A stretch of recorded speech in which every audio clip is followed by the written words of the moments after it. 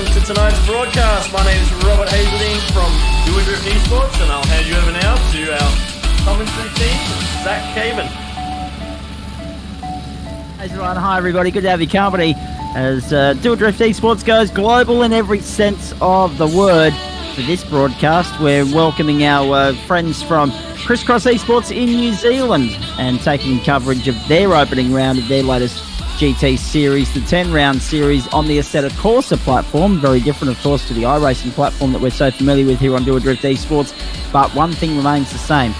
Top quality GT racing coming your way across the course of the next hour. 15 starters lining up here, the Misano World Circuit, the venue. And we're looking forward to seeing what might unfold throughout the course of the evening. The grid. We've got Rico Costa, of course, there. Stefan McCartan's alongside him. And then, of course, Brian Adzafar and Jono Carswell sharing the second row here. The Assetto Corsa platform, of course, has taken the sim racing world by storm. Of course, normally we associate iRacing or R-Factor or, of course, Project Cars has been in the business the last couple of years. Now, of course, Assetto Corsa is in there as well. Competitive market, the sim racing world, never more embraced than what it has been in 2020, of course. Cars moving off into the last corner here on this just over 4-kilometre circuit, 16 turns. The Misano World Circuit, Marco Simoncelli, 1 hour race distance, pit window between the end of the 10th minute and the end of the 50th minute. A 40-minute window there for fuel and tyres. Green flag and racing. Clean early start, early getaway from the Audi of Kosa, who leads to the first corner. 3 wide on the run there behind. McCartan, I think, getting muscled out. It's a far getting up there on the inside. Carswell in behind them. At the back of the grid, there's Kellerman in the 55, sitting in 13th at this point in time. So that would lead me to believe that we've lost 2 before we even got going here. Stefan McCartan will be jumping in to report in race for us a little bit later on. We'll touch base with him very shortly, and he's also the main man, the head honcho of Criss-X Esports, so we'll get to him very shortly. Zach Van Smith. So just having a look here. Walton was listed as 13th, but he's now running 14th on the circuit. So we have got our 15 on the track there. I was a little bit concerned when I saw 13th. You'll see it on the bottom of your screen there as well, folks, the right-hand side. That we do have beautiful area shots coming in too, by the way, from Misano. Terry Marsh in there under pressure from Walton as they make their way into turn 14 for the first time. Now, as I said, I was a little bit concerned, but remembering that it is lap 1, these graphics will update lap by lap. You can see at the top left and the top bottom of your screen. Bottom right of your screen, not top bottom. Bottom right of your screen will tell you who we're riding with, and the top left, of course, will show you who's where as far as the field is concerned. Gundy Hahn in the Ferrari. Good mix of cars tonight. Mercedes, McLaren, Audi, Ferrari, even a couple of Chevs in there as well. I'm probably missing 1 or 2, but we'll get Stefan to clarify all that for us very shortly. 1 hour the distance, as we say, so a 60-minute race. It's a sprint in endurance terms, isn't it? As we go on board with Gundy Hahn here, the number 45 in the Ferrari. It's going through turn 8 at the end of the first of 2 long back straights on this circuit. On the run into turn 10 now, one of the tight corners that will open up into flat-out acceleration down the back straight. They'll be hard on the gas through 11, and then they'll be tapering the brake through 12 and then slamming it to get their way through 13 and 14. The circuit, of course, redeveloped at the end of 2006. It went from being going in the opposite direction to going in the direction we are now. It became a clockwise circuit. It was anti-clockwise. Most famous, of course, for back then hosting World Superbike racing. Nowadays, hosting a round of the World Motorcycle Championship MotoGP. In fact, this year hosting 2 rounds, of course, and they're just around the corner. Main straight upon us again. Miles Burgess we ride with now to turn 1. Beautiful shot of curb cam there. So Kosa continues to lead in the Audi at the moment. Itzafar is sitting second. Stefan's dropped back into 3rd place. Probably a good time to check in with him, actually. Stefan, welcome. For the benefit of the Doadrift Esports audience, we do this with the Gentleman Sim Racing Club as well. Tell us a little bit about Criss-X Esports and how you guys came to fruition. Oh yeah, so Criss-X Esports, we've been around for about 15 months now. Myself, Terry Marsh and one other, Harry Dodds, doesn't unfortunately race on ACC yet. We sort of created Criss-X Esports, and from there have expanded. We raced on Forza, was our main platform, but we've extended to the sim world now. So we're now on iRacing, and now we're hosting our own championship on ACC this year. Forza was the one that I left out earlier when I was running through all the different platforms, and that's the thing, isn't it? And you've just rattled off 3 or 4 there. The sim racing world, in fact, not just the sim racing world, but the motorsport gaming world has just blossomed and bloomed over the last 5, certainly 10 years. Oh, absolutely, and it's probably one of the good things that's actually come from COVID is everyone's been able to pick up a console and go racing. No matter their skill level, there's always series out there like this one. We run GT3 for our Pro and Pro-Am drivers, and the Am drivers and such are in our GT4s to give them a bit of a mix-up and compete against some of the best in the game. So obviously, one big difference between a set of Corsa and iRacing is the grid capacity. Does that hurt you guys in any way, shape or form? I mean, obviously we've got a 15-car field tonight, and I believe the cap is 20. Yeah, not so much on PC. I do know on the consoles and Xbox and PlayStation it is capped to 20, but on PC it's capped to 26 on the smallest track, which I believe is Leeming or Misano. Yep. But on your big tracks such as Spa, you can have up to 60 drivers quite easily on the servers. So we're more limited to the fact that we wanted to run a variety of tracks, so we've had to sort of cap it at 24 was our max, and we've had 15 turn up so far, so we're pretty happy with the turnout, and still some more spaces to fill. Great variety of manufacturers in this field already, and that's a sign of how compelling, how interesting GT racing has become over the last few years. Certainly here in Australia, it's helped by the presence of the Bathurst 12-hour, and that's something like the Bathurst 1000 that Kiwis embraced just as much. They almost adopted as one of their own. In terms of how GT racing impacts you guys and your manufacturer selection, there's no variety, there's no shortage of variety in this field tonight, so everyone's got a favourite, haven't they? Oh, absolutely. We did in the sign-up sort of limit it to 5 of each car to get that more variety and diversity out there between the manufacturers. There's still a few that aren't quite yet showing. The Aston Martin seems to be the choice of people with the most of them out there. But yeah, you got McLarens, Audis, the Bentleys, those things are super quick in a straight line. A couple of Ferraris, and it's good to see the GT4s come to ACC and have the Chevy in there as well. Let's just talk about your start here, because you've dropped down into 3rd place. We just saw you go through a shot there. You've dropped in behind, of course, Brian Itzafar, the 37, who you're watching on screen now. He's chasing down our race leader. So already, I mean, we've got 3 different manufacturers in the top 5, a couple of Bentleys in there. What's the key to success around Misano, firstly, and then talk us through how you lost the 2nd place off the start there?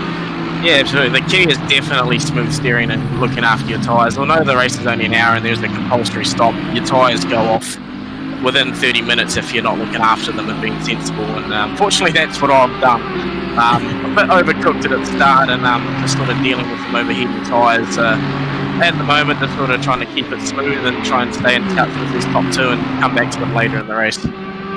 Indeed. Now, the interesting thing off the top, and it's prevalent in the other series that we cover here on Doadrift Esports as well, every manufacturer we've been noticing has different circuits where they're strong at. Here, it looks like Audi's the manufacturer to beat, but it is early days. Yeah, absolutely. The Audi's definitely one of the quicker cars in the game. It does have its weak tracks. Aston Martin is sort of the all-rounder car. No matter what track you go to, it's relatively quick, but it may not be the fastest. It's probably why I'm in it, so it's easy to drive. But no, it's the Audi's always it's got good acceleration, but it can also turn pretty well. So it's going to be hard to beat no matter who's in it. You were telling us earlier about Criss-X Esports, and you're still very much in your infancy with 15 months on, but how has COVID affected you in terms of people coming on board and joining the club and getting involved? Yeah, so we've had, probably through that cold COVID period, we've had probably about 5 or 6 new drivers join, mainly iRacing based. That's sort of where we're at now with our main race platform. But in total, we've got about 45 members between the 3 different game platforms that we run on. So we're doing pretty well. Indeed, and on the subject of what enticed you guys to also get involved in other platforms, because obviously iRacing is the first one that most people think of, but obviously you guys have embraced Assetto Corsa as well. Yeah, absolutely. So, yeah, said a bit earlier, we started on Forza. That was what we wanted, but Forza isn't a true sim compared to say iRacing. So we wanted to get into that sim world, so we all started, Christmas time getting our own PCs and wheels and stuff. Got into that iRacing, and then from there just sort of expanded. ACC came along and everyone's raving about it, so we thought we'd give it a crack, and you can't fault the game. It's an amazing game, and the physics are incredible along with the graphics on it. Indeed they are. If you had a personal preference, are you an iRacing boy or are you an Assetto Corsa boy? For GT cars, Assetto Corsa. Okay. Yeah, prefer iRacing, mainly just because they give up with more variety in terms of LMP cars and that sort of stuff as well. Absolutely. Let's have a look at the running standings at this point in time. So Rose has moved out to Rico, that is, Koza I should say, has moved out to an early lead here. He's being chased by Edzafar. Stefan is sitting in third. He's the man we're talking to at the moment. Carswell is there sitting in fourth. That's of course the 72, Jono. Or Carswell I should say, my apologies. And then of course he's got about 3 seconds up his sleeve back to the 5th place entry, which is of course the 29 of Sam. And Sam's actually been a big mover so far. He's jumped up. He was I think 8th on the grid, and he's already jumped up inside the top 5. So he's been the early mover here, Stefan. Yeah, he's a very consistent driver. That McLaren is very glued to the track. So we'll be interested to see if he can keep the charge going through the field and get to the podium in the end. Indeed. There you go. You're watching him now. Beautiful work from the director. He's gone straight past Sam and onto the man in 6th position. Of course, that's just having a look there. Aerial-wise, we're now with Sam. The aerial shots coming in turn 14, 15. Around they go. Great to have your company on Doadrift Esports for Criss-X Esports. See how the partnership syncs up there. Esports is prevalent, isn't it? As they come back across the line one more time. So Sam in the 29 holds on to position number 5. You'll notice there too, folks, that if we are following a particular car, their number, position number will be white in the top left of your screen there. And already the one thing that I noticed with particularly Assetto Corsa, obviously, Stefan, these big gaps, they will remain that way because there's no punching the field up. The safety car isn't yet prevalent in Assetto Corsa, particularly on the PlayStation. Is it the same in the sim as well? Yeah, it is. It's not yet put in there, but if you sort of look at real life as well, they don't often have safety cars unless it's torrential rain. That's so it. It's, I'd quite like to see some sort of virtual safety car like they have in real life. That would be quite interesting. Yep. But hopefully in the future, obviously this game is still pretty young in its life, so plenty of updates and improvements to come yet. Yeah, they have plenty of room to move, and the same goes for people like the Codemasters with Formula One. They've hardly progressed any in that regard in terms of implementing real race tactics, like, for instance, the red flag or the restart procedure in 10 years and 6 on the PS4 platform. Hopefully something develops in the PS5. But it's good to see how obviously Assetto Corsa in terms of GT3 racing has reinvented the wheel. GT3 racing as a global phenomenon has just moved leaps and bounds in the last decade or so. you only have to look widely at the success of the Battle of 6 Hour to understand that, folks, of course. And we're on board here with John Trott, the number 2. So he's chasing down Hegarty in the Audi. So a different manufacturer battle here shaping up at this point in time. We're about 1/6 of the way into the race, so we won't be far off. In fact, we might even be into that compulsory pit window now as the field heads down the long straight here that connects turns 6 and 8. It's a fast-flowing circuit, the Misano World Circuit, Marco Simoncelli. There are a couple of tight corners, not least turn 4, turn 9 and 10, and also turn 14. As I say, more synonymous, more famous for bike racing over the years, but certainly playing a part in hosting great four-wheel events as well. And this is no different here. GT3 Racing, the Criss-X Esports on Doadrift Esports. Huge thanks to the team at Noel Leeming for their support as well. You guys, like most, kind of rely on support from businesses, from supporters along the way to make all this happen. Oh, absolutely. You can't do it without support from whether it be a local business wanting their own sort of advertisement or big businesses wanting to support another little business on the way. You can't do it without sponsors. Indeed, you cannot. Now, just give us an overall picture, because obviously you mentioned that you've got into a set of course that you've got iRacing as well. If people want to keep up to speed with what's happening for Criss-X Esports, how do they do it, mate? Because obviously we know from our experience at Doadrift Esports with the Gentleman Sim Racing Club that once the season starts, it gets pretty busy. Yeah, absolutely. So we do have Facebook page, Criss-X Racing. That's where most of our posts are made, and we've also got a Discord, which will be in the link for this video, where you can head in there and join that, and we have all our updates for our teams and what we're competing in, and also if you want to join, there's trials in there and everything you can do as well. Excellent stuff. And to give us a further indication, how busy is your racing schedule? How many nights a week are you on track? So probably currently over the different platforms about 4. Yep. Every second Saturday we're doing the ACC Championship. Every Sunday we run an Australian Mixed and Fixed GT Series. We also run an OnCar V8 Supercar Series, which is an Australian-based league, on a Thursday night. Yep. And then on myself, I run on another ACC league on a Tuesday night. So it's pretty hectic. Indeed it is. There's no doubt about that. Plenty to keep across there, folks, and we'll do our best as this GT series unfolds. So Kosa, Idzafar and McCartan remain the top 3. There's been no real change there. As I say, you're watching the man that's made the most progression thus far in this race. That's Sam in the 29. We go back to Gundy in the 45. He's sitting there 9th at the moment. Lovely aerial shots of the Misano World Circuit Marco Simoncelli. And Gundy chasing down the man in position number 8 as well. Now that's of course Trott. Hegarty ahead of them. You can see the 3 of them on your screen there. And this is the thing too.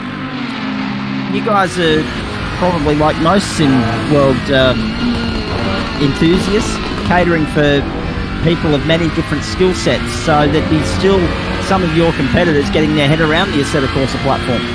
Oh, absolutely. We cater all abilities. We've got a couple of our AM drivers here, Brendan Walton, Zach Smith and Terry Marks. They're all part of Criss-X Racing. Sort of our AM drivers that we're bringing up through the ranks. And we love to bring in new people and try and help them improve themselves.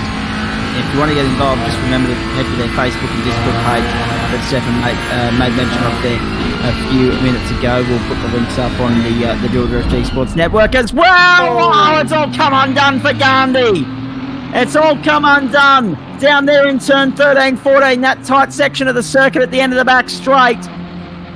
Oh boy, gathered it up, gets back going, but loses a bunch of time in the process. And that's, I guess that's just all part of the fun of the fair of racing here. He just looked like it got a little bit unsettled across the curb going through 13 there, and from that point he was a passenger. Yeah, it looked like he took a little bit too much curb and possibly clipped the grass on the inside, and from there you can't stop it when you got grass on the wheels. No, that's exactly right. Even on a dry day. Even on a dry day. And the other thing I was going to say too, with what you were saying there at the start, everyone's invested their money in their sim platforms this year.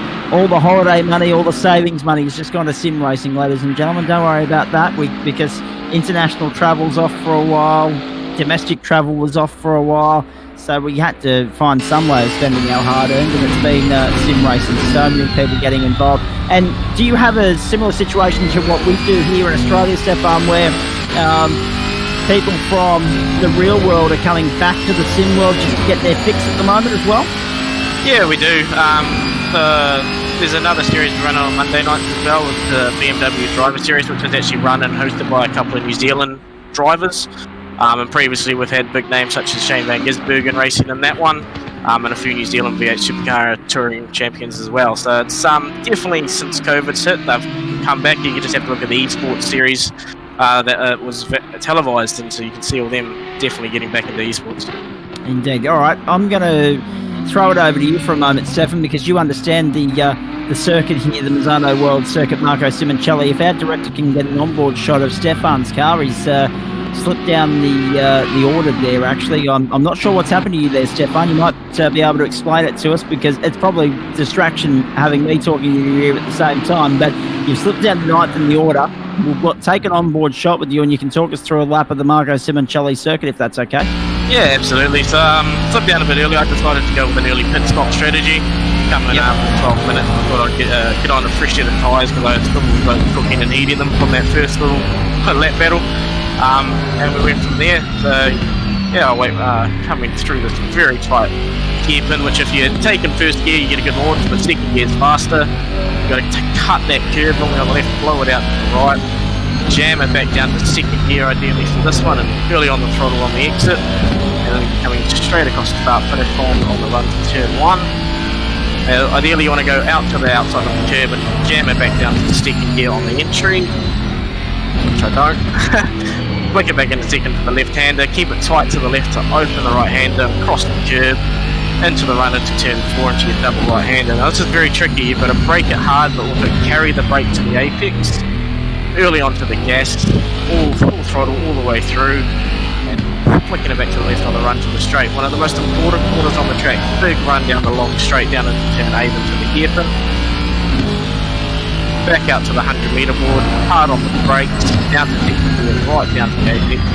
First gear corner entry, hard corner acceleration, up to turn 9 and 10 complex, which is a very tricky braking zone. You've got to brake it straight, jam it back down to first gear, holding the inside curve all the way around the corner, hard onto the accelerator, aim it for the exit curve, and start a big long straight down the back, big long run down the back straight. Now the back straight, even though it's not actually straight, it's very tricky. Cut the curves like I do here, all the way to the right, and then you full throttle around this corner and brake it down into full gear, down to third for the apex, across the curve. Now if you take too much curve, as Gundy did there, you will spin. Jam it back down to first for the hairpin and accelerate back to this along to the corner. Cutting very nicely done. And around for the start finish line. You've done a very comprehensive job of talking us through that, Stefan. Very nicely done. There are a couple of things that I want to touch on based on that. Obviously, the end of the back straight, very important to not take too much curb, but it's tempting given how much AstroTurf is there. Oh, definitely. It's very much a risk-reward thing. If you can go over it and keep the steering straight, you'll be all right. But if you're trying to turn the corner as well, go over the curbs, you will just spin. It's not easy. No, and the other point that we should make as well, obviously we are into that point where the pit stop window is open, so the mandatory pit stop, it's just the one. You've obviously opted for the earlier strategy, that's why you sit down there in ninth at the moment. There will be a mix of drivers that will go for the early strategy, or some will come in towards the middle of the race, do half and half, and then others will come home with a wet sail with a quick splash and dash at the very end. It's going to be interesting to see which strategy plays out to be the right one. With you, though, you burnt the tyres a little bit earlier on, and tyre wear is clearly something that you're thinking of in taking the early stop there. Yeah, absolutely. good thing about ACC, and it's realistic, is you can actually blister your tyres if you overwork them too when they're cold, and that's exactly what I did, and I just couldn't maintain the speed, so I thought I'd come in, get a fresh pair, bring them up to temperature slowly, and then just go for consistent lap times, trying to hold P3. Indeed. Rightio, so we're just over a quarter of the way through the race here, maybe actually edging towards a third. And our director has got us on the second place car of Itzafar at the moment, the 37, Brian Itzafar. And just talk us a little bit through Brian, if you can, Stefan, because obviously he's got the pace at the pointy end there. He's just unable to go with Rico at the moment, but a promising performance, a fine performance, and maybe a little bit of a lonely race developing here for him. Yeah, it does look that way. So Brian's a newbie to, he's not a member of Sector, but he's joined the series this year to have a bit of fun. He's definitely one of the pace setters, one of the favourites for the races. He's got that Aston going a lot better than I've got mine going. But yeah, that Audi is just, it's on another level almost. It is very hard to catch no matter what track you're at. Indeed. Obviously, we mentioned this is the first round. Maybe a good chance for us to pose the question to you, so that everyone knows who's tuning in. Where does the calendar go from here? Because you're limited by a couple of things, most notably the lack of tracks on Assetto Corsa compared to, most notably, iRacing. Yeah, so for round 2 we head to France, to Paul Ricard. Nice. And then we're off to Bathurst, where the race is going to be sunset, sort of replicating the 12-hour start. Yep. Then from there we're back to Britain for the Silverstone race. And I'm just going to bring the rest of the calendar up here.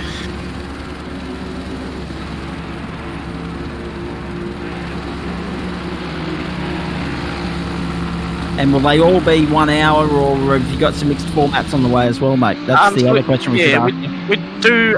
So the plan is for. Oh, sorry, I'll interrupt you there. Kellerman off the circuit again. Turn 13 being a trouble point. So Kellerman kissing the dirt there at the exit of turn 13 on the run to 14. Gathered it up, got back on. Not too much time lost there. Certainly no track position lost. Again, running a very lonely race down there in 14th place. Sorry, Stefan, go on. No, you're all right. Yeah, again, it's that tricky double right-hander. You run too wide or run too shallow, and you just spin on the marbles that are left there by all the other cars. Exactly right. So you were talking about the formats that you're running, and also the tracks you're running as well over the 10-week period. Yeah, so the formats were planning to be 2 hours in each race. Unfortunately, in the first attempt of this one, we had a server crash, so we've shortened this race just so people can still race, and essentially this is a test session for us as well, being our first season on ACC. So our plan is for the remainder of the season for them to be 2 hour long races, sort of mini enduros. For the remaining of the season, for the round 2 onwards, we've sort of made it that tyres will no longer be compulsory, but fuel will be. Yep. So you can change your it's more strategy based essentially, with the pit stops. And in terms of the calendar, after Silverstone we head to Spa for a 2 hour, then we're off to Spain, Barcelona, then to Zolder, Laguna Seca back in America, Angora Ring, then we have a little break for Christmas, over the Christmas period. Yep. Then we come back strong in January for Kyalami, Suzuka at night, and we finish at Brands Hatch in the rain. Now, that's appropriate given it's Great Britain. Yeah. Although that being said, normally the Aussies would hang that sort of sledge on the Kiwis, but we're not going to do that tonight. But we'll pick on the Poms, why not? It's interesting. So that's once every fortnight you'll be on track, is that correct? Yeah, every second Saturday. Yep, so obviously keep an eye out for that, folks. Obviously, those of you that are regulars to Doadrift Esports, you're regulars every Monday, Wednesday, Friday, but obviously these guys running once every fortnight, and that obviously would help some people and maybe hinder others as well, Stefan. It's hard to plan a schedule around so many people and their respective commitments because, like Australia, New Zealand has started to open back up and things are slowly getting back to normal, unless you're in Auckland, of course. Yeah, true. Yeah, we sort of run it quite late at night, so it's decent time zone. So it starts at 10 p.m. New Zealand time, so 8 p.m. Australian Eastern Standard. So it's nice after you can put the kids to bed, and we come in doing some sim racing for the night. We've got a few Europeans in here as well, so it's a good spread. We have a couple of drivers that adopt the spicy cola policy as they're either driving or in the post-race show, by which we mean, for those of you playing along at home that aren't regulars, a couple of alcoholic beverages. A little bit of a touch-up here just quickly between the 18 and one of the back markers, actually. So that's, of course, Kurt Bislek, the 18, in third position, just giving a little bit of a touch-up there to, I think it might have been Hegarty in the 420, but I'm not 100% sure there as they make their way down the back straight. And that's the thing too, as we go on, lap traffic's going to play a part here, Stefan, with the faster drivers catching up, passing the slower drivers. There's a lot of room to move around here, but catching them at a bad point, a la, the likes of turn 9 and 10 or 4 right here at the right here in turn 14, that can make things a little bit tricky, can't it? Oh, absolutely. And the GT4s, when overlapping, they have the right to the racing line. It's the responsibility of the GT3 drivers to try and make their way past, which makes it a little bit harder, even because you've got to go into the marbles potentially, and you don't want to be there as a race car driver. So it definitely spices things up. Indeed. Now, in the pit lane comes Michael Hegarty. Now, this is the first time we've seen a pit stop this evening. We'll bring it down the pit lane. Interesting to note, too, one of the things you've noticed on a set of Corsa already, probably, folks, is that the drivers do have that ability to overshot his mark, so we'll lose a little bit of time there. Now it'll go up on the jacks. What we noticed, too, and this is, again, a variance between the sim world and the real world, he wasn't in the fast lane. He was just driving down the middle of the pit bays, which is normally a no-no, but he'll get away with it in sim world. Yeah, every second you can get on the track's worth it, so why not? Exactly right. If there's a way to do it, cheat legally, do it. So that's interesting. So after 10 o'clock, we were saying for you guys, obviously that's 8 o'clock over here, soon to be 7 o'clock in Queensland when daylight saving kicks in the intelligent parts of New Zealand and Australia. With regards to the policy, do you guys have a spicy cola or a cold one of some description, a beer or a vodka or a bourbon sitting by as you drive, or do you save that for post-race? Because it's one of those things that you can get away with it in the sim world, whereas if you had one sitting next to you in a stubby holder in the race car on the real world, you'd have the book thrown at you and your license torn up. Yeah. Personally, I save it for post-race. I've got a nice crisp bottle of cold water for the 2-hour long endurance races. So that's, just to clarify, that's 2 1-hour long races, yes? 1 2-hour race. Oh, 1 2-hour race. Okay. So yeah, when you said 2 hour, I was like, two can be interpreted as 2 hour or 2 1 hour, because it's just one of those things. But I'm glad we clarified that before we got too much further. So this one is 1 hour, the rest of them 2 hours, folks. Do yourself a favour and get on board with Criss-Cross Esports. And of course, if you are a regular to Doadrift Esports and you don't have iRacing, but you have a set of Corsa, do you guys welcome the interest of internationals?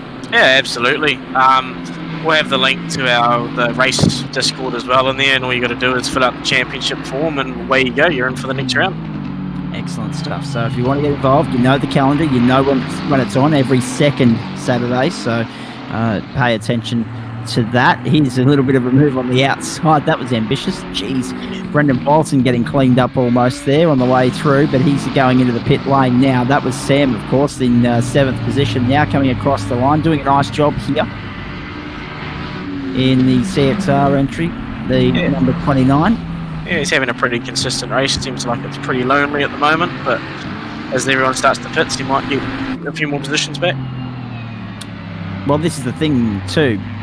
Races can so often be won and lost in the pit lane, and one of the strategy or racing elements, as we hit just past halfway here for you folks, one of the racing elements that we would associate with any form of sim or real world racing being what we spoke about earlier, the course car or the virtual safety car, that goes out the window here. So this is essentially a case of keep it on the black stuff, keep it smooth, look after your tyres, look after your fuel, and then the rest is up to fate, because all the subsidiary elements that can help you out in make or break a race, they're out the window. It's absolutely. Yeah, it's sort of like a 2-hour sprint race, and with the fact that there's no safety cars or anything. That's why we sort of, after this race, decided to change the strategy a bit more, so there's more strategy play. So those that look over to their tyres better will get a better result because they're driving as they should be. Ooh, that's a bit of a Oh, jeez, that was tight, wasn't it? That's Sam going up on the outside. of his teammate in the Aston. Ooh. Jeez. Yeah, you wouldn't really want to be getting any closer than that, or otherwise that'd be an awkward debrief, isn't it, about that? Yeah, very much so. I've just lost the other question I was going to throw at you there with regard to that. Let's have a look at the running order, folks. We are past halfway. You can see it at the top of your screen there, so you don't really need us to run through it, but we will. Ferrari on top at the moment, 20 laps in the books.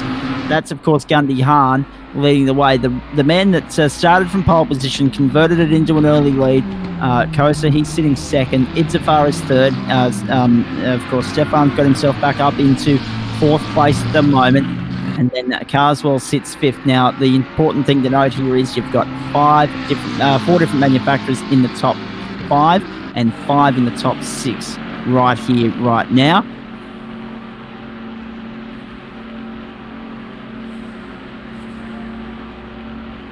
Is that the Chevy or is that the Aston down there, 10, 11, and 12? No, that's the Chevy. It is the Chevy. For some reason, I was just second-guessing myself, and I shouldn't have. 10th, 11th, and 12th, the Chevy just struggling a little bit at the moment. Yeah, being in the GT4, they're obviously a little bit slower than the GT3s, but there's still a couple there that need to make their pit stops, so they might jump back up the order a little bit. Indeed. Right.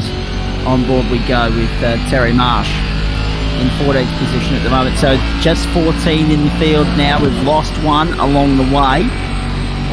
So I lost Miles Burgess along the way. That's the 93 for those of you playing bingo at home there with race numbers on a, I don't know what night this is actually. I've lost track of thought. It's a Saturday night that the race is held, but obviously it's going up post fact. So I hope you're enjoying our delayed coverage of this round of the championship for Criss-X Esports. Remember, get involved if you're keen on getting in the Assetto Corsa platform, getting amongst that. Always good fun, and particularly GT3 racing, which dominates this version of Assetto Corsa. Of course, the original version had a bit more variety to it, but I think in terms of racing, this has really stepped things up a notch, hasn't it? Yeah, absolutely. With this game come out, the physics and how much work the creators have just put into this game, whether it's even just the traction control on curbs and that sort of stuff, is phenomenal for us to be able to get it for essentially quite a decent price and run what real race car drivers would be racing and feel. It's just incredible.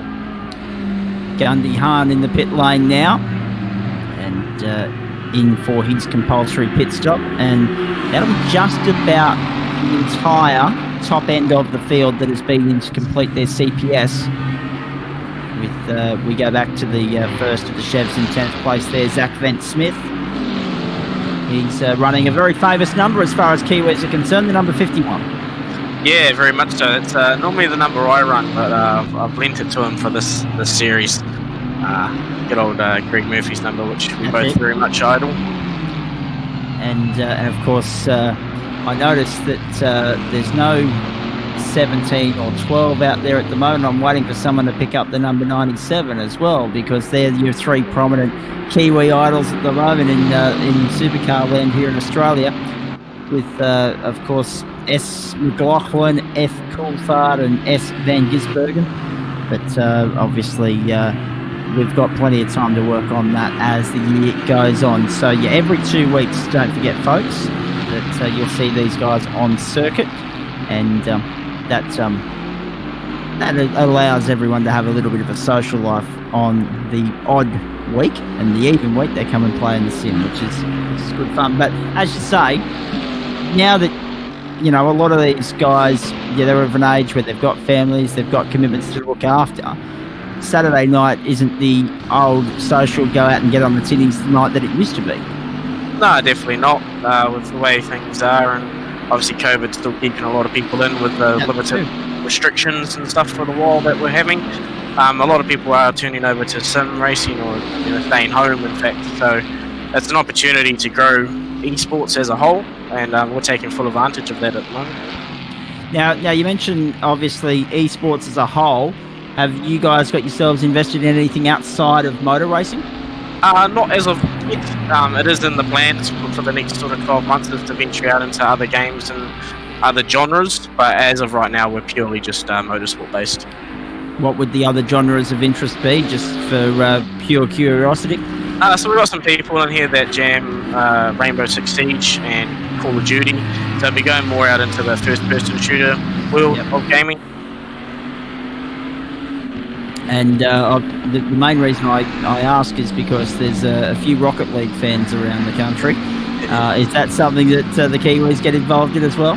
It was definitely something I played on the Xbox before I converted over to PC, and it's definitely it's definitely something we could look into. I won't say no to it. It's a very fun, entertaining game.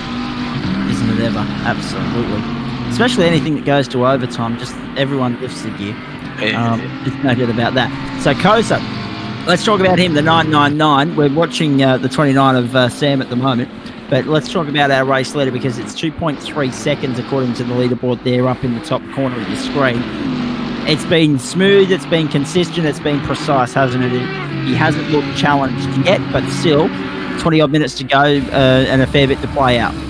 Oh, absolutely. He's run a faultless race so far from start to where we're at right now. He hasn't put a foot wrong, and he's done his pit stop cleanly without getting any speeding penalties. So hopefully he can keep doing it for the next 20 minutes. Aerial shots of the Misano World Circuit, Marco Simoncelli here. We have somewhat around 20 minutes, as I say, to go in this race, which means there's about 10 minutes left before the pit window will expire. I mean, we are very lucky in 2020, as I've said so many times throughout our sim racing broadcasts on Doadrift Esports, to have this avenue during the middle of a global pandemic. There are a lot of other sports that are very envious of motorsport at the moment, and we're all very grateful for the fact that technology has advanced so far in the last 100 years since the last global pandemic, because I'm not very good at sitting around twiddling thumbs, and I'm sure so many people aren't as well. It's an indication of how busy life has become, that we rely on technology and we rely on being active and doing things so much. But also, Stefan, from a mental standpoint, oh no, the leader! See, this is exactly what you were talking about, wasn't it? That 13-14 complex, even though he's got it absolutely right for the last 24 laps, on the 25th, he just slips up, but not enough to upset the rhythm of the race. He'll obviously lose a little bit of time there, but he's still a comfortable race leader. I'll come back to the point I was going to make about the mental health side of the pandemic in just a moment, in terms of having this as a way of, I'll come back to that. Let's just talk on this very moment from Kosa. You'll see it again later, of course, when you want to go back and have a look at the replay, folks. But that was a hairy moment. It just goes to show that these 1 hour races particularly, and 2 hour races again, have the same impact. It's so hard to keep your mind on the job, Stefan. The way that these guys are able to do it lap in, lap out, is to be complimented and acknowledged. But even once you're in the zone and everything's going smoothly, it is still possible to have that little lapse of concentration every now and then too. Oh, absolutely, especially around a track like this. You're going to need to be offline by half a foot, and you're in the marbles and sliding, as you saw there from Kosa. So it's definitely a track that demands attention. We're lucky in the sim world we don't have to deal with the 50-degree cabin temperatures at the same time. Exactly so how the real guys do it is phenomenal. I know they obviously get aided by cool suits, but that eventually turns to hot water if they fail as well. So it's incredible what real race car drivers can do. It certainly is. The other point too, with regards to that mistake, the key is now to just, what is the key, in fact? I'll ask you as someone that's involved in sim racing and involved in these competitions, What's the key to putting something like that straight to the back of your head and just moving on and focusing on the task at hand rather than going out chasing for the time that you just lost because of a small little mishap? Yeah, you just sort of wakes you up a little bit as well. So you sort of just look back for your braking markers and just try and hit your reference points. Possibly give it a couple of laps just to cool the tyres back down in case you overheated them. But then it's really just about making sure you hit those brake markers and your turn and reference points. Trying to keep it as smooth and consistent as you can.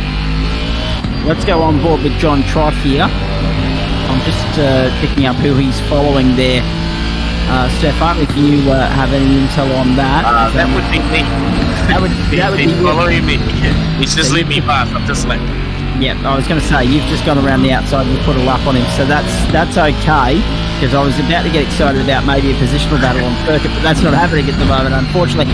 But, just going back a minute, I wanted to talk about, obviously you spoke about it earlier, that there are a lot of people using sim racing as something to kill time with during the pandemic, but from a mental health capacity as well, I'm sure it's giving competitors, it's giving the viewing audience, it's giving so many people something to look forward to, something to focus their attention on, and that's important at a time like this as well, when the world is essentially, I should say, in the first half of the crisis, come to a standstill. Yeah, absolutely. It's a very good distraction, and especially at Criss-Cross, we're just a chill bunch of guys that we have some base rules, but we're not a super serious, strict series. We're quite happy to accommodate to everyone's needs if we can, but it's definitely a great distraction given that most people are just sitting at home during this lockdown period. Indeed. Jono Carswell sitting there in 4th place at the moment. Again, it's a case of it's hard to know where to start in summing up what's gone on tonight, because it's not as though we've seen positional battles. Everyone's kind of run their own race. It's been a little bit lonely. It's been a little bit processional in parts. Yes, there have been a couple of little mishaps that we've picked up on, but it's been incident-free, which is a good thing. Yeah, so far it's been pretty well behaved from everyone. There's a couple of little battles going on here. You can see between Sam and Kurt here having a nice tussle overlapping Stellerman. But it's a lot of gaps have sort of stretched out now that we're getting to that hour mark. So not long to go here, folks. Do stick with us. Hope you're enjoying our commercial-free coverage of Criss-Cross Esports Round 1 of the Assetto Corsa GT Series on Doadrift Esports.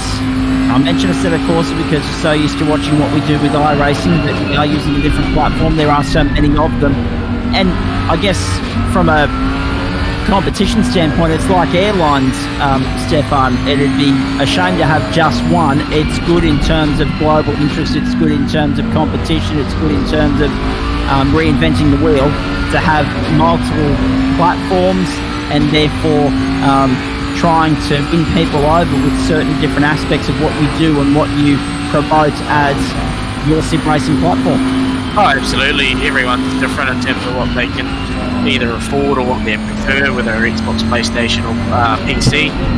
But it's good that the titles such as ACC now have all gone out to the consoles. Of course, I don't think iRacing all that purely a PC sort of simulator, but it's good to see it's becoming a bigger sort of game and simulator now. Indeed, you do. Here's Bislak coming across the start-finish line. Now he's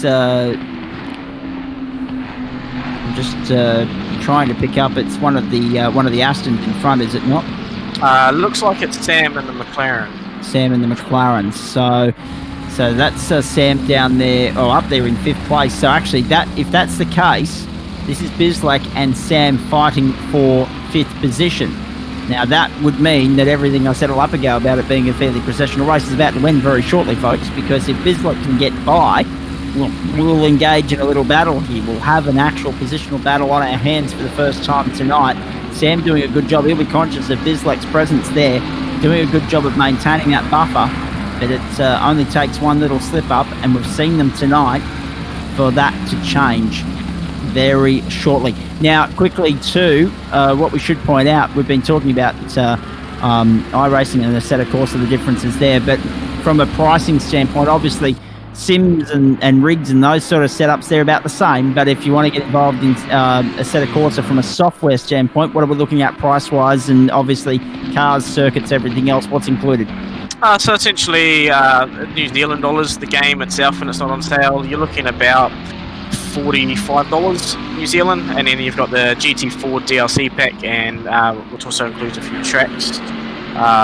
So I'm going to show you the GT4, you're looking at about another $30 for that pack, and the bonus track pack's about another $12. So all up, you can get everything for about 80 New Zealand dollars. Which isn't too bad in the greater scheme of things. I mean, you've certainly got iRacing covered in terms of cost effectiveness, and that's a very important thing at a time like this where people are looking to cut corners and budget. So no, very good to hear that. And as for Sims, what are we looking at there? So for in terms of the rig, or like in terms of the setup, so the computer, the rig, everything. What do you need to get going? So to get something that will display a decent graphics, including monitor, wheel, and everything, you probably will need somewhere around the $3,000 mark in New Zealand for a PC, rig, wheel, for the whole lot. Anyone who got spare 3K can easily get into some iRacing and some world racing. Add a few $100 to that if you're talking Australian, ladies and gentlemen, because we know from watching finance on the news that $1 Australian buys, I think it's $1.12 New Zealand. So therefore, you'll be looking at a little bit more here in Australia in terms of bang for buck and money value, but that's okay, because we know that sim racing, whilst it can be viewed as an expensive habit, it is far cheaper than the real thing. Now, Sam's doing a nice job here, but Bislek has closed up. Bislek's within about 4 or 5 car lengths now. He was as far back as 15. But what's going to be interesting here, and we talk about it in sim racing all the time, different cars, so you've got the Aston against the Merc here, different cars are going to have different strengths and different points of interest, and you're going to get a real good indication of that now. It looks as though Bislek's got the top half of the circuit and Sam finishes the lap strong. Is that how you're seeing it, Stefan? Yeah, that Bentley, that B6 is definitely very strong out of the corners. It's probably the fastest accelerating with the Audi, but that McLaren is one of the slipperiest cars in a straight line. So it's definitely a good battle here that we've got on. So down the back straight. And we've had a very similar thing here in Australia in our GT series for the Gentlemen Sim Racing Club. We've had Ferrari, we've had Mercedes, and we've had BMW going toe-to-toe. And each track we go to, we're seeing it favours one manufacturer more than the other. Bislek closing right up now. Right up onto the tail there of Sam. And he had a big lunge, but he ran out of time, and he almost put it into the rear of Sam's car there and sent them both spinning. He was very lucky to be able to pull that up. But this is the active battle for 5th in the motor race. It's the only battle going on here at the moment. He's doing a nice job, is Bislek, trying to stay with Sam, but as you say, the McLaren has got the Bentley covered at the moment. And now he's wide. He's wide through 15. And that just comes back to pressure. He's wide through 16 as well. He's all over the place right now. He's Sam, but somehow he's doing enough to stay in front here. Awesome fight. Bislek sliding it through into turn 1. Getting it through turn 2 nicely. Gathered it up. This is the part of the circuit where we feel as though Bislek's just got a little bit of an upper hand, and Sam's been able to finish the lap strong and keep it in his position, or in his possession, I should say, that 5th place. 5th and 6th. The battle continues. It's been ongoing for about 4 laps here. We are running out of time as far as this race is concerned. In fact, my director might just tell me if he knows how much time we've got left here, because we are in the closing stages. 32 laps. Already elapsed, so we are on lap 33. The leader is clear by 6.4 seconds. We've got all eyes on 5th place. And have a look at this, folks. Bislek and Sam and Kurt. And you look at this now. Sam knows he's well and truly up for the challenge here. He's trying to break the toe, break the slipstream effect for Bislek. and he's done a great job there into turn 14. As I say, finishing the lap better is the McLaren right now. Through into turn 15 on the run up to 16. Main straight upon us. Another lap in the books.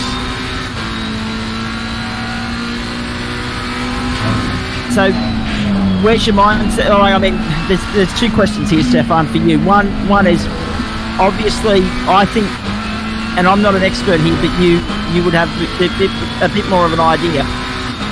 Is it pressure and knowledge of Bislek's presence that forced those errors from Sam?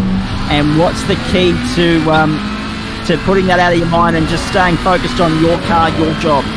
Oh, absolutely. He's all of 2 car lengths behind him, and as they come past some lap traffic there. But personally, for me, it's just eyes forward and hit your markers, hit your racing line, and if you drive as fast as you can on the racing line, he will not be able to overtake you. If you're a betting man, who gets the job done here? I'm going to bet with Sam. Okay. My money's with Sam. We'll see how it plays out. He's answered the challenge so far, as we say. But this is, again, a case of 2 completely different cars playing on the same circuit, fighting over the same position on the racetrack. And it's compelling to watch that it's the strength of the Bentley against the strength of the McLaren, and we're just going to get an indication over the next 10 minutes or so here who is better on the Misano World Circuit. Car is one thing, driver ability is another. Stefan's already said that he's got his money on Sam.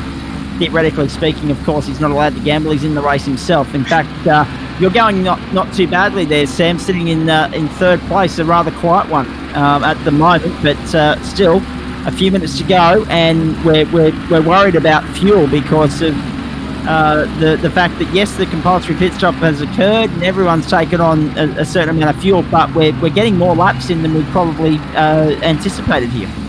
Yeah, it's definitely fuel burn's a little bit higher than we're thinking, and with the leaders at such a rapid pace, yeah, it looks like we might get a lap or 2 extra than some people are thinking, so fuel's definitely going to be tight at the end. And again, we talk about it all the time in iRacing. We know that there's a difference between fuel burning and fuel saving.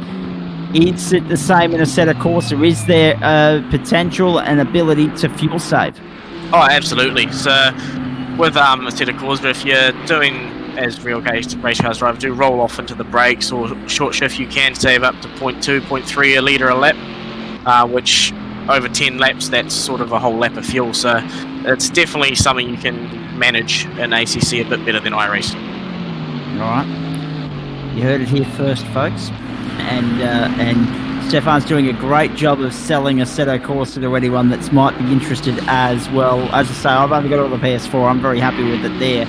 I didn't buy it necessarily because I wanted to spend the extra $70, but that's Australian dollars, of course. But I bought it because the Kyalami circuit. It's not available on any other platform, but it is available on Assetto Corsa, and it is one of the great underused circuits in world motorsport, as far as I'm concerned.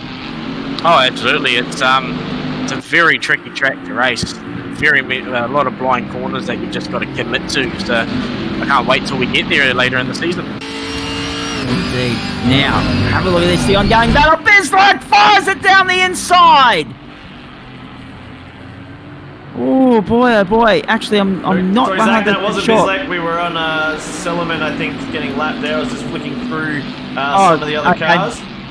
Sorry, you had me all excited then. There, it was cars we were getting through. I'll get you back to Bislek. Now that's okay. All good. There we go.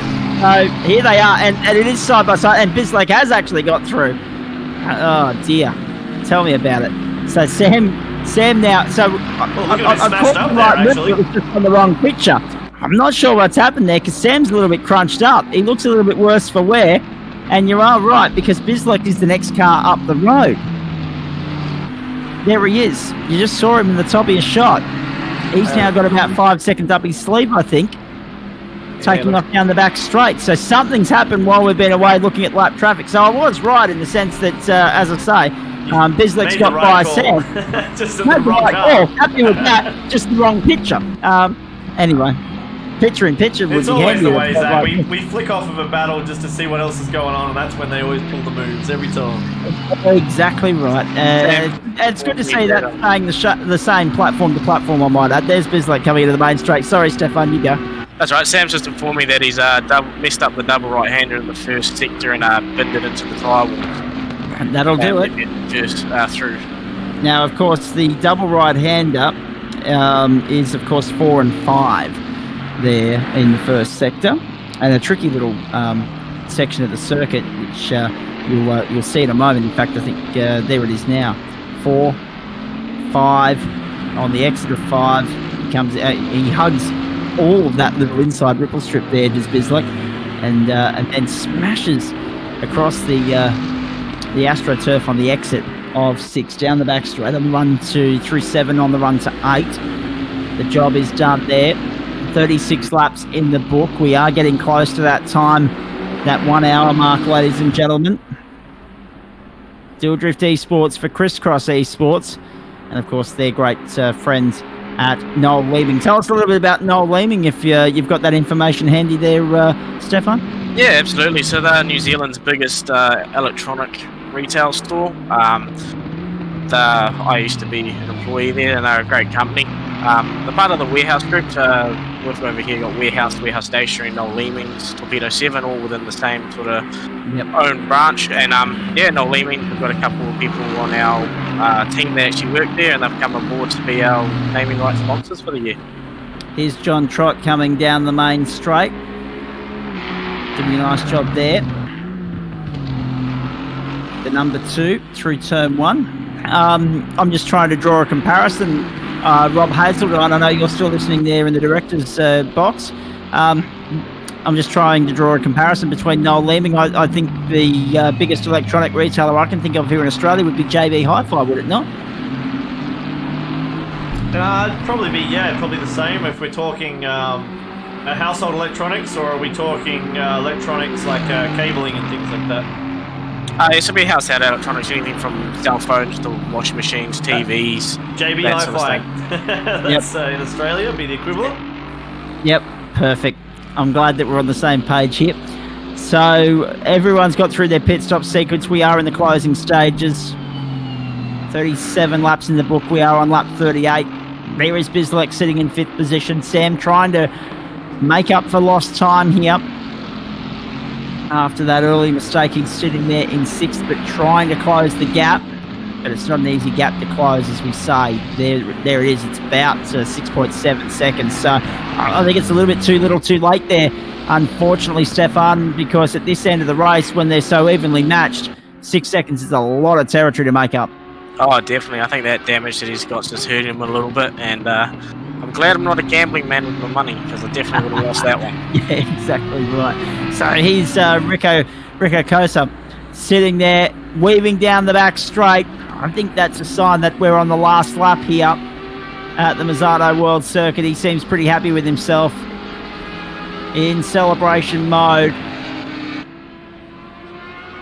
as he makes his way into turn 14 for the last time. What a well, I'm assuming the last time if he's weaving around like that on the back straight. They wouldn't let him away with it more than once or twice if it was in the actual hour.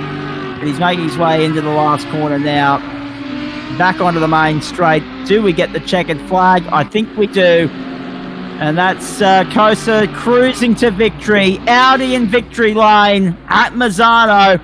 Rico Cosa gets look at that camera angle. Brilliant finish. Sliding it up and celebrating in true Kiwi style. Fantastic stuff there. The Audi, too good for the competition tonight. The victory margin 6.5 seconds. And as we say, Aston Martin and Bentley well represented in the top 5. McLaren 6th, and then of course Ferrari 7, and the Chevys, the first of them home in position number 10. The running order, the results there on the left-hand side of your screen. Stefan, I mean, we got involved in a lot of conversation there because they're apart from that on-track battle between Bislett and Sam, there wasn't too much to talk about in terms of on-track positional running. It made our job a little bit more difficult than usual, but I mean, when you have a clean race like that, you can't complain. everyone goes home happy. There's no real grudges or anything like that to be buried and sorted out. But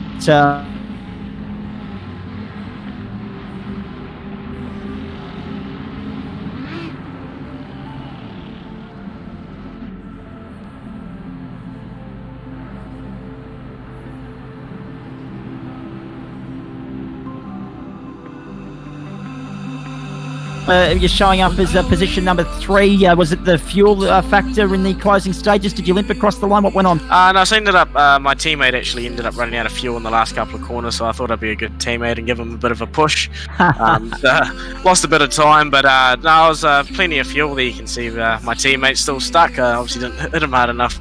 But no, he's struggling to move by the look of it. Hopefully he can get to the line somehow. No, it's just, and Sam's out of fuel as well. Sam's out of fuel too. Wow. So that's 2 of them out of fuel on the last lap. See, he's past the. There's the nudge. He's going to get an assistance here. That's really good sportsmanship. We love that. Nudge, bump, and into the last corner. Stay with me, he says. This is one of the GT4s helping out the GT3. We got 38 laps in the book.